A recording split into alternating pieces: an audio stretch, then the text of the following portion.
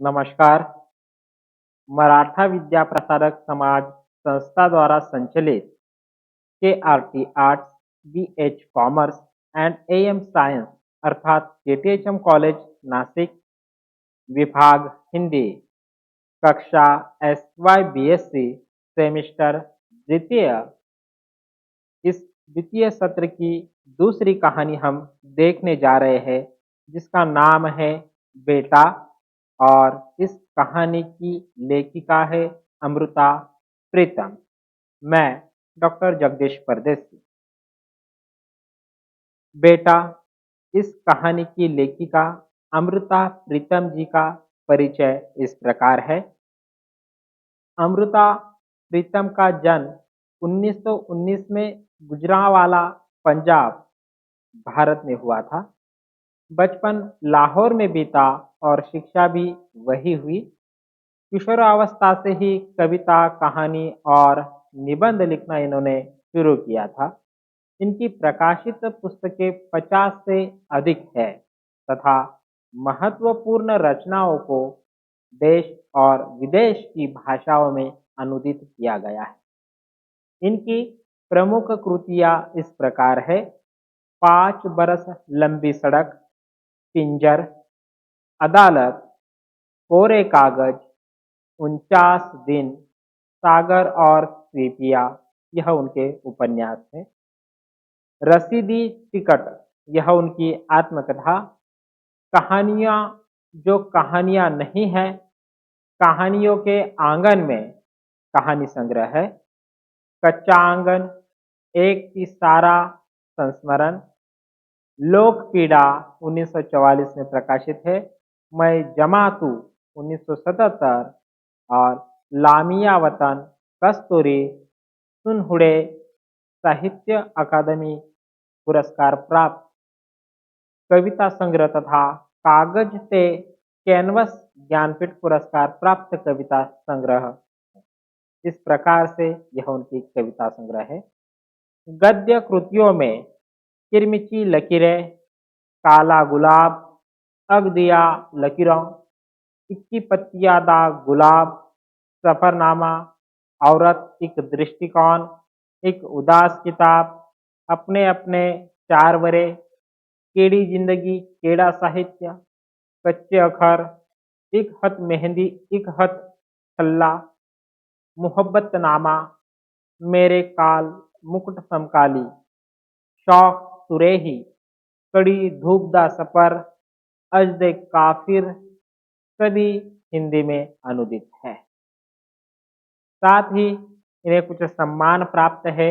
वह इस प्रकार: 1957 में साहित्य अकादमी पुरस्कार, 1958 में पंजाब सरकार के भाषा विभाग द्वारा पुरस्कृत किया गया है। 1988 में बल्गेरिया वेरोव पुरस्कार, यह अंतर्राष्ट्रीय है। और 1982 में भारत के सर्वोच्च साहित्य पुरस्कार ज्ञानपीठ पुरस्कार से उन्हें सम्मानित किया गया। उन्हें अपनी पंजाबी कविता अज आँख वारिस शाहनु के लिए बहुत प्रसिद्धि प्राप्त हुई।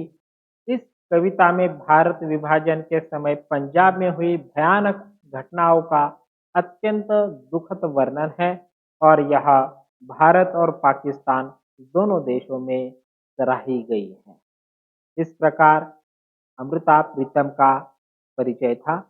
अब हम इनके द्वारा लिखित कहानी बेटा देखते हैं। पंजाब के एक गांव का वाकया है कि गांव का शाहजी कहलाने वाला एक दौलतमंद आदमी था। बहुत सी जमीन जायदाद का मालिक, लेकिन बड़ी उम्र में भी वह किसी गरीब घर से मोल भाव करके उन लोगों की एक जवान लड़की को विवाह कर ले आया। नाते रिश्ते वालों को अच्छा नहीं लगा। कहते, उसका जवान बेटा शहर में पढ़ता है, अब उसका विवाह करते घर बसने लगता, इस लड़की को लेकर अब क्या घर बसाएंगे। बात उसके बेटे तक भी पहुंची शहर में और वह जब छुट्टियों में गांव आया तो लोग कहने लगे, अरे अब तेरी सौतीली माँ आ गई है, घर का सोना पैसा अपने हाथ में रख कर लेगी, तेरे लिए कुछ नहीं रखी। बेटे ने सब सुना लेकिन कुछ नहीं कहा। घर में उस सौतेली माँ से मिला तो देखा वह कुछ घबराई सी, सहमी सी एक कोने में खड़ी उसकी ओर देख कर रोने लगी।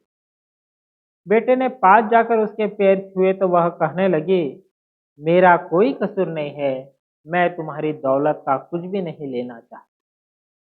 बेटा हैरान सा फिर शहर लौट गया। कुछ वक्त इसी तरह खामोश गुजर गया था। तो शहर में एक दिन बेटे को खबर मिली कि उसका बाप गुजर गया है। वह गांव में आया, बाप का जो क्रियाकर्म करना था किया और फिर उस लड़की से, जिसे अब गांव ने नई शहानी कहा जाता था, बातें करने लगा। देखा वो खामोश सी, पत्थर सी बनी हुई, उसका दिल बहलाने के लिए बेटे ने कहा, देखो इस तरह गुजर कैसे होगी।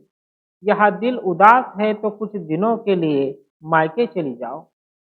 उस लड़की की आवाज उसी क्षण तपतपा गई, कहने लगी, नहीं, वहां नहीं जाऊंगी। वे मेरे क्या लगते हैं, जिन्होंने सोने चांदी के 4 टुकड़ों के लिए मुझे बेच दिया। मैं यही रहकर मर जाऊंगी, तुम मुझे बस एक कफन दे देना। बेटा शहर को लौट जाना चाहता था, लेकिन उस लड़की की हालत देखकर रुक गया। कभी उसे कुछ रौंदने पकाने को कहता, फिर पास बैठकर खाता भी, उसे खिलाता भी और लड़की के बचपन की, उसकी सहेलियों की कुछ बातें करता। उसका दिल दूसरी तरफ करने की कोशिश करता। तभी बातों बातों में उसे पता चला कि वह लड़की जब कुंवारी थी तब किसी से मोहब्बत करती थी। वह आदमी भी उस पर जान छिड़कता था, लेकिन वह गरीब घर का था और उसके माँ बाप के सामने जब शाह जी की दौलत बिक गई तो उन्होंने जल्दी से बेटी की शादी यहाँ कर दी। बेटे के पास कई रास्ते थे, यह जानने के लिए कि क्या वह आदमी अब भी कहीं खामोश सा बैठा उस लड़की को चाहता है या नहीं। और पता चला कि वह अपनी खोई मोहब्बत की याद में अभी भी खेतों में बैठा गाता है और रोता है। बेटे ने उसे बुलावा भेजा और बाहर कई खेतों में उससे मिलकर कहा, देखो अगर सच में प्यार किया है तो जाओ विवाह की तैयारी करो। लड़की के माँ बाप से कुछ कहने की जरूरत नहीं है। मैं 2 रोज के बाद उसे लेकर तेरे घर आऊंगा। और 2 रोज के बाद बेटे ने लड़की के सारे जेवर, गोटा किनारी के कपड़े और बहुत सी नकदी एक संदूक में भर ली और लड़की को साथ लेकर उस गांव में चला गया, जहां एक हैरानी से कोई इंतजार में बैठा था। गांव के पंडितों को बुलाया और अपने हाथों से उस लड़की के विवाह की रस्म अदा की। और जब पंडित ने पूछा, कन्यादान कौन करेगा, तो उस बेटे ने कहा, मैं करूंगा। मैं इसका बाप भी हूँ और भाई भी हूँ। उस वक्त वह लड़की रोकर उस बेटे की बाहों में लिपट गई, जैसे बिछुड़ने के वक्त कोई लड़की रोती हुई अपने बाप और भाई की बाहों से लिपट जाती। इस प्रकार यह कहानी यहाँ पर समाप्त होती है। इस कहानी का कथासार इस प्रकार से है। प्रस्तुत कहानी में शाहजी नामक एक दौलतमंद आदमी बड़ी उम्र में गरीब घर की जवान लड़की से उसके माँ बाप को पैसे देकर विवाह कर लेता है। शाहजी का बेटा शहर में नौकरी करता है। बेटे ने जब यह सुना तो वह घर आया। उसके पैर छूते ही सौतेली माँ ने कहा, मेरा कोई कसूर नहीं है, मैं तुम्हारी दौलत का कुछ नहीं लेना चाहती। बेटा शहर चला जाता है। एक दिन बेटे को खबर मिलती है कि उसके पिताजी गुजर गए हैं। वह गांव आता है। पिताजी के क्रियाकर्म के बाद अपनी सौतेली माँ से बात करता है। पता चलता है कि जब वो कुंवारी थी तो किसी से मोहब्बत करते थे, पर उसके माँ बाप ने धन के लालच में उसकी शादी उससे नहीं होने दी। बेटा उसकी सहमति से उस युवक को बुलाकर एक दिन उन दोनों की शादी करवा देता है। इस प्रकार से यह कहानी यहाँ पर समाप्त होती है। धन्यवाद।